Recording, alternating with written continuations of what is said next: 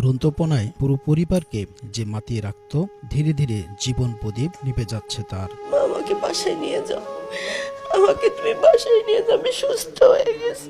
চোখের সামনে সন্তানকে এভাবে ধুঁকতে দেখে বুকটা ফেটে যাচ্ছে মা বাবার। বলছি, প্রায় 1.5 মাসেরও বেশি সময় ধরে ব্লাড ক্যান্সারের সঙ্গে লড়াই করা রাজধানীর খিলগাঁও বালিকা বিদ্যালয়ের 7ম শ্রেণীর মেধাবী ছাত্রী নড়াইলের অহনা মোস্তাফিজের কথা।